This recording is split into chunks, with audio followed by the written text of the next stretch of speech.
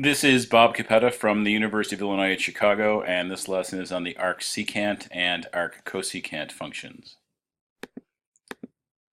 Let's remind ourselves of our basic angles: 0, pi over 6, or 30 degrees, pi over 4, 45 degrees, pi over 3, 60 degrees, pi over 2, 90 degrees. Sine of 0 is 0, cos of 0 is 1, sine of pi over 2 is 1, cos of 0 is 0. We get that from the unit circle. Sine of pi over 6 is a half. Cos of pi over 6 is root 3 over 2. Sine of pi over 3 is root 3 over 2. You'll notice sine of pi over 3 and cos of pi over 6 are the same. Cos of pi over 3 is the same as sine of pi over 6 is 1 half.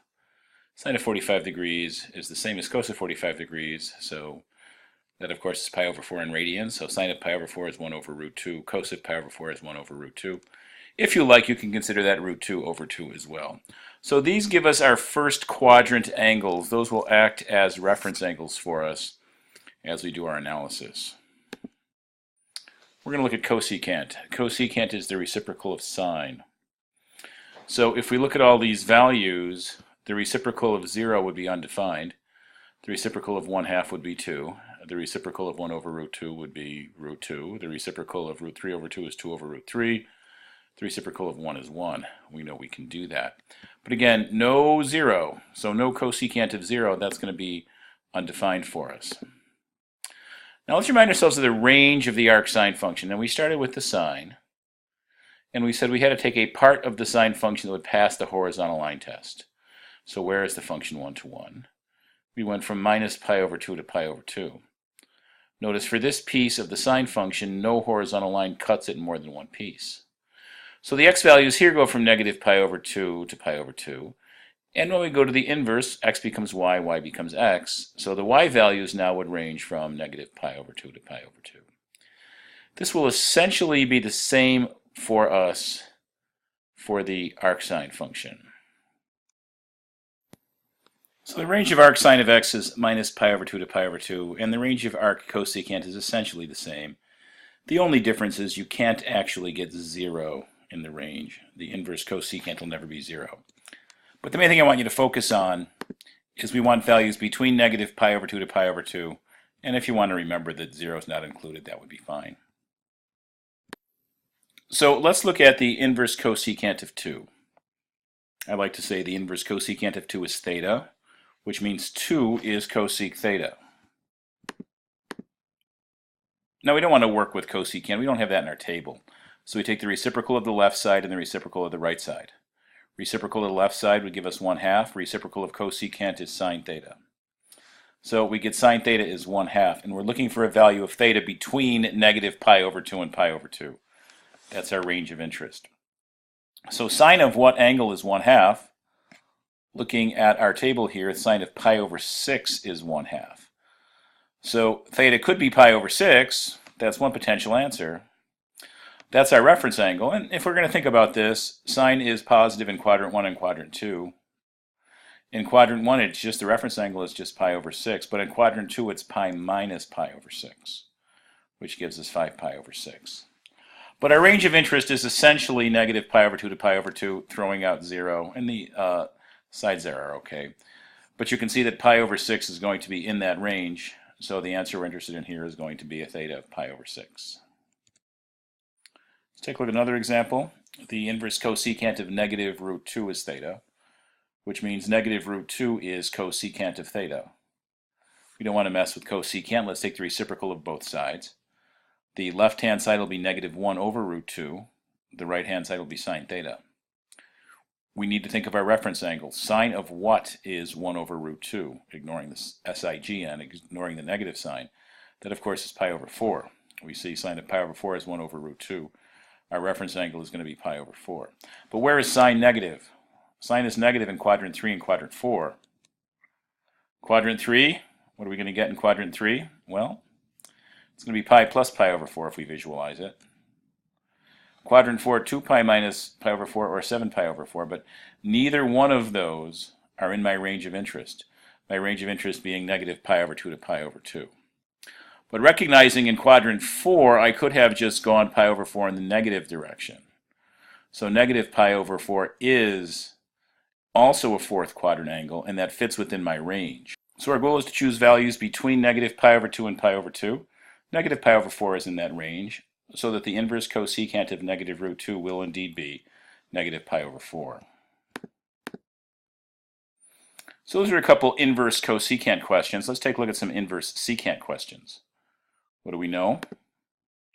Secant is 1 over cosine. Now, what was our range for the inverse secant? What did we have to look at? Excuse me, inverse cosine.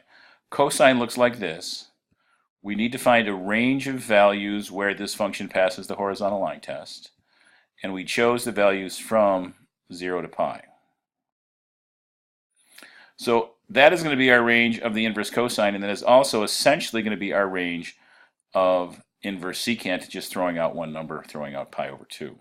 The range of inverse cos, 0 to pi, and the range of inverse secant, essentially the same thing, 0 to pi, and throwing out pi over 2. So let's take a look at a problem. We want the inverse secant of 2 root 3 over 3 to be some number theta, which means 2 root 3 over 3 is secant theta.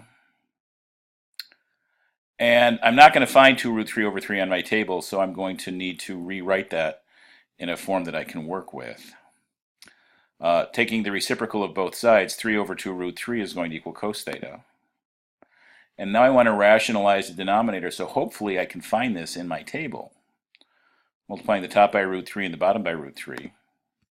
3 times root 3 over 2 times root 3 times root 3. Root 3 times root 3 is 3, which will wind up canceling that 3 upstairs. So we get 3 root 3 over 2 times 3 over 6, but 3 over 6, of course, is just 1/2. And I get root 3 over 2, and that's something we can recognize. Cosine of some angle is root 3 over 2. Can we find out what that angle is? Take a quick look at our table. Cosine of what is root 3 over 2? Answer is pi over 6. So our reference angle of interest here is pi over 6. And everything is positive here, so we're feeling good about ourselves. So what are we going to say next? Where is cosine positive in quadrant 1 and quadrant 4? In quadrant 1, it's pi over 6. In quadrant 4, 2 pi minus pi over 6, or possibly negative pi over 6. 2 pi minus pi over 6 is 11 pi over 6, going the other direction, negative pi over 6. But our range was from 0 to pi, throwing out pi over 2. Which one of these is going to work for us? Pi over 6 will be the one we're looking for. So since the range of this function is from 0 to pi, and we see pi over 6 is in that range, we conclude that theta is pi over 6. This becomes negative root 2 equals sec theta. And we want to work with the reciprocals. So negative 1 over root 2 would equal cos theta. And we're looking for the reference angle, so ignoring the minus sign, when is cos theta 1 over root 2? Cos of theta is 1 over root 2 when theta is pi over 4. That's the reference angle. Reference angle here is pi over 4. But cosine is negative in quadrants 2 and 3. In quadrant 2, it's pi minus pi over 4. In quadrant 3, it's pi plus pi over 4. Now, what is the range of the inverse secant? It's essentially the same as the range of inverse cosine. Well, we have two answers, 3 pi over 4 and 5 pi over 4. 5 pi over 4 is more than pi, but 3 pi over 4 is less than pi. So that is in the range of Arcsec, 0 to pi, excluding pi over 2. So that my answer will be theta is 3 pi over 4. The inverse secant of negative root 2 is 3 pi over 4. Let's look at one more problem. The inverse secant of negative 1 is equal to theta. Then we'll say negative 1 is sec theta. Taking the reciprocal of both sides, the reciprocal of negative 1 is negative 1. The reciprocal of secant is cos theta. So we get cos theta is negative 1. Now, we think about the unit circle. The x value is negative 1 at 180 degrees, or at pi. So theta is pi. Is that acceptable? Well, what do we know? The range of the inverse secant of x are all the values from 0 to pi. So sure enough, pi is there. Since the cos of pi is negative 1, we conclude with the fact that our theta is pi. So the inverse cosecant and the inverse sec have ranges very similar to sine and cosine. There's one thing missing in the middle, but we don't have to concern ourselves with that too much. But that is still basically our notion. For inverse cosecant, negative first quadrant, inverse secant, first quadrant, second quadrant. And that will end this lesson.